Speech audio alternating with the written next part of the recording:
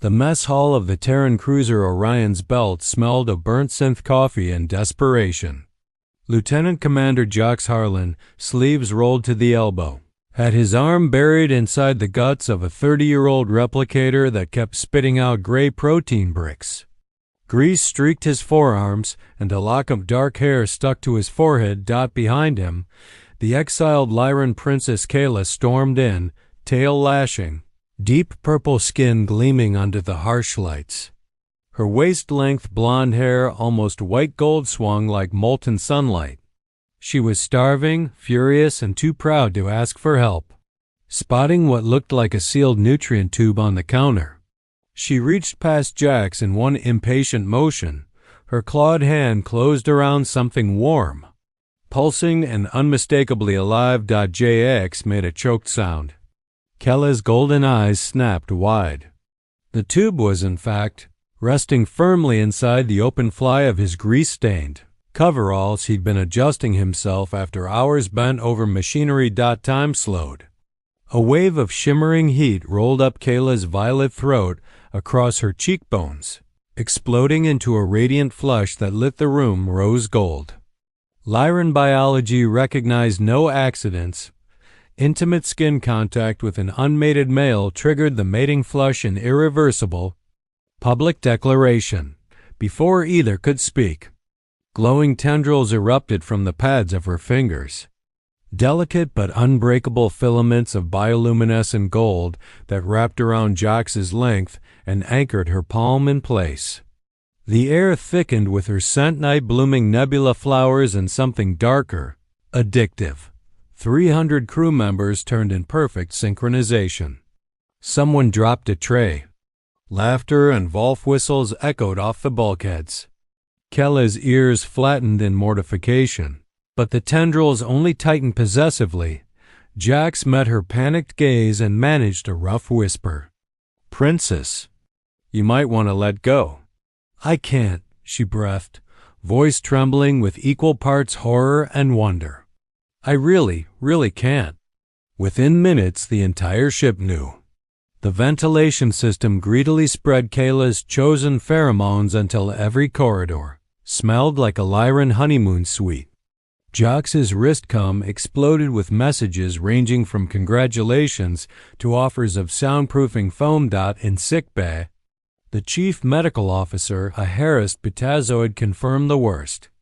The bond would kill Jax in under 48 hours unless consummated or surgically severed, and severance required Lyran royal blood only Kayla possessed. Kayla stood at the foot of the biobed, arms wrapped around herself, blonde hair spilling over the borrowed Terran jacket that barely hid her curves. "I did not mean to steal your future," she said quietly, voice like velvet over steel. Jax sat up, still half-hard from the lingering tendrils that refused to fade. "Lady, you didn't steal anything. Biology just drafted us both." Gold eyes searched his face. "On Lyra, when a female claims a male this way, it is forever." "Good thing humans are stubborn about forever," he answered.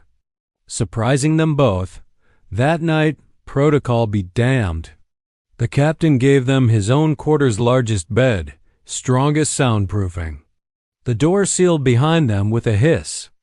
Kayla's flush had deepened to molten amethyst across her collarbones and breasts. Every heartbeat made her skin shimmer. Jax stepped close enough to feel the cool warmth radiating from her. "We don't have to rush." Her claws hooked gently into his belt, pulling him flush against her. "My body has already decided, Jacques Harlan. The only question is whether your heart is brave enough to follow." The captain's cabin lights dimmed to star-field blue. Kella's gown, a diplomatic gift of silver silk, slid from her shoulders like liquid moonlight, revealing the deep purple of her skin, flawless and glowing faintly at every pulse point. Blonde hair cascaded over her back, brushing the curve above her tail. Jax's breath caught. He had expected alien, not breathtaking. She stepped into him, cool fingers tracing the stubble along his jaw. The mating tendrils reappeared without summons, curling around his wrists, guiding his hands to the flare of her hips. Where human skin would be warm, hers felt like starlit satin cool at first, then warming wherever he touched. He kissed her slowly, learning the taste of nebula spice on her tongue. She sighed into his mouth, tail curling around his thigh in a possessive spiral. When his palms slid up her spine, her whole body lit constellations blooming beneath her skin in response to his touch. They fell to the bed in a tangle of limbs and gold hair. The tendrils guided him, teasing, teaching. He discovered that the sensitive line along her lower back made her arch and gasp his name in Lyran. She discovered that humans could be reverent and ravenous at once. When he finally sank into her, the bond snapped fully into place, a silent supernova behind both their eyes. Kella's back bowed, blonde hair fanning across the pillow like a halo as she cried out.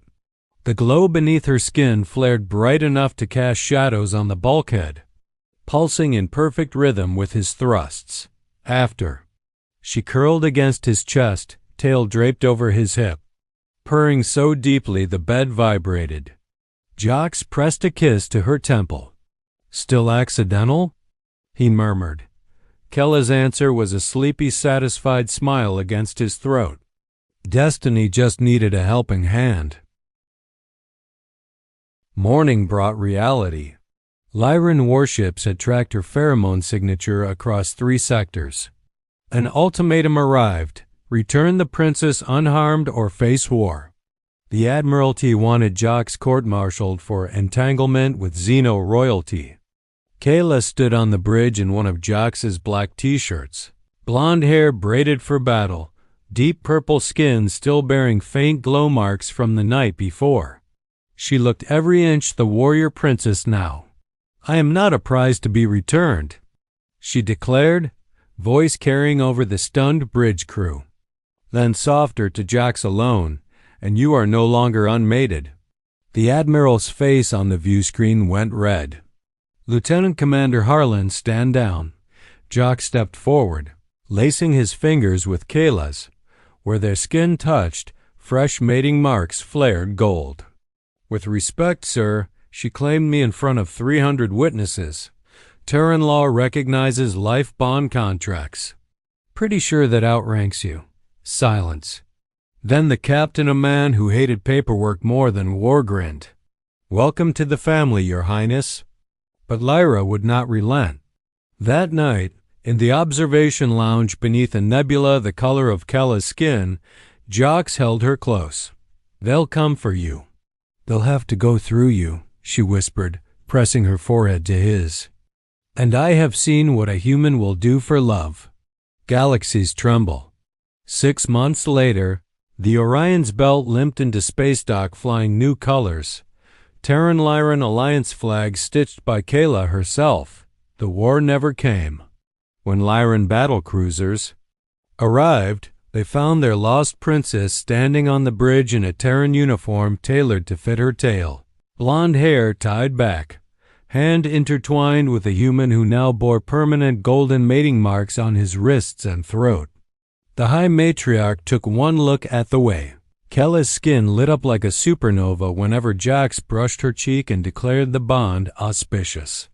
Peace treaties were signed in the same lounge where Jox once coaxed terrible food from a broken replicator. Years on, travelers across the spiral arm tell the story.